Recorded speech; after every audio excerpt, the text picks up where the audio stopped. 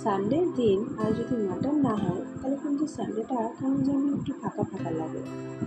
তো মাটনটা যদি এরকমভাবে বানাতে চান, মাটনটা যদি এরকম সুন্দর করে খেতে চান, তাহলে অবশ্যই যেগুলো করতে হবে সেগুলো হচ্ছে ফার্স্টে মাটন নিয়ে নিতে হবে, যেটা হচ্ছে মেন ইনগ্রিডিয়েন্ট। অ্যান্ড দেন তার মধ্যে একটু আদা বাটা, একটু নুন অ্যান্ড একটুখানি হলুদ দিয়ে দিতে হবে। দেখুন 2 চামচ মতো হলুদ অ্যান্ড 2 চামচ মতো করেই সব মশলাগুলো দিতে হবে।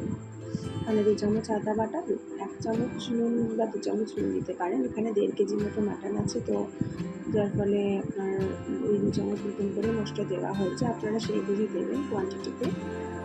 তো ম্যারিনেশনটা কিন্তু একটা বড় একটা ভাইটাল পার্ট, কারণ ম্যারিনেশনের উপর ডিপেন্ড করে কিন্তু মশলা বা নুনের যে পরিমাণটা সেটা মাটনের মধ্যেও ঢুকবে, যার ফলে মাটনটা একটু টেস্টিও হবে। দেন তারপর যেটা করতে হবে সেটা হচ্ছে একটা প্লেটের মধ্যে করে ওই মশলাগুলো নিয়ে নিন। সেটা হচ্ছে এরকম শুকনো লঙ্কা গোটা গোলমরিচ, আদা কুচি আর রসুন কুচি আর দারচিনি। আদা আর রসুনটা একটু চপ করে নেবেন ভালো করে। তারপর তেলের মধ্যে মশলাগুলো, তেলটা একটু গরম হয়ে গেলে মশলাগুলো ওগুলো দিয়ে দেবেন। আর ওরা একটুখানি শুকনো লঙ্কাগুলোর বীজটা কিন্তু অবশ্যই ছাড়িয়ে নেবেন। বীজগুলো মানে ফেলে দেবেন ভেতর থেকে। তো এভাবে একটু নেড়ে নিতে হবে সফট করে। তারপর যে পাত্রতে আমরা রান্নাটা করব সেই পাত্রতে একটু অল্প করে তেল নিতে হবে, সর্ষের তেল। মোটামুটি 4-5 চামচ মতন সর্ষের তেল নিয়ে দিলাম। এদিকে দেখুন মশলাটা প্রায় ভাজা ভাজা হয়ে এসেছে। তারপর ওই তেলের মধ্যে পেঁয়াজ দিয়ে দিতে হবে। পেঁয়াজটা লম্বা লম্বা করে যেভাবে আমরা কাটি সেভাবেই কাটতে হবে, নর্মাল যেভাবে আমরা পেঁয়াজ কাটি। কেটে দেন সেটাকে একটু ভেজে নিতে হবে, ভালো করে লাল লাল করে ভাজা হতে হবে। এটা বেশি নাড়ার দরকার নেই, একটু স্প্রেড করে দেবেন যাতে এটা নিজে নিজেই ভাজাটা হতে থাকে। ভাজাটা হয়ে গেলে তারপর এখানে মাটনটা কষানো দিয়ে দিতে পারবেন। মাটনটা কষানোর জন্য আর কি দিয়ে দিতে পারবেন। এবার মাটনটা এর মধ্যে দিয়ে দেবেন, ম্যারিনেট করে রাখা অবস্থায় যেটা ছিল, এবার তারপর ওটা ঢেকে দেবেন।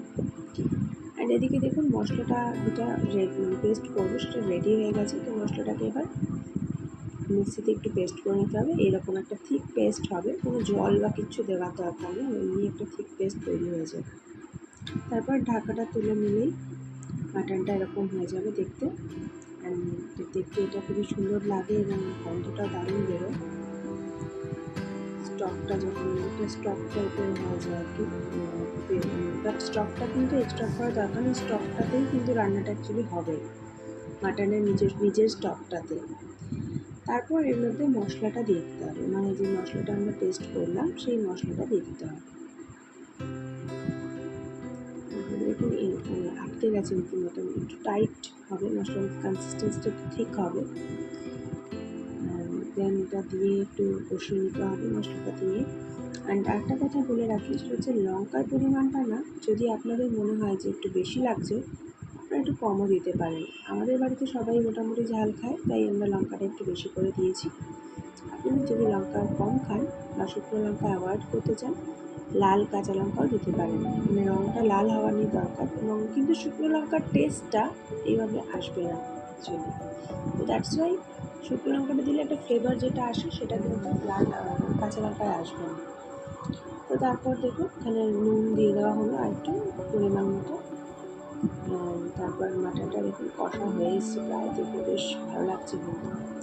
অ্যান্ড দেন তারপর আমাদের যেটা দিয়ে দিতে হবে শুধু ফেটিয়ে রাখা দইটা কিন্তু ভালোভাবে ফেটিয়ে রাখবেন যাতে করে এটা ক্রিমি টেক্সচার হয়ে যায় অ্যান্ড মিশে যায়, আর মানে স্মুথলি এটা মিশে যায়। তো তারপর আবার এটাকে একটু ঢেকে রেখে দিতে হবে। তারপর ঢেকে যখন ফুটবে টেক্সচার হয়ে যাবে এবং দেখতে দেখুন দারুণ লাগছে, ভীষণ লোভনীয় দেখতে হয়েছে। এটা থেকে স্মেলটা যখন বেরোচ্ছিল তখন দারুণ। তো এটা আমরা কিমা পোলাওয়ের সাথে খেয়েছিলাম। আপনারা ভাত দিয়েও খেতে পারেন বা রুটি দিয়ে তরকা দিয়েও এটা খেতে পারেন। তো আমাদের ভিডিওটা ভালো লাগলে অবশ্যই লাইক দেবেন, চ্যানেলটা সাবস্ক্রাইব করতে ভুলবেন না। Thank you.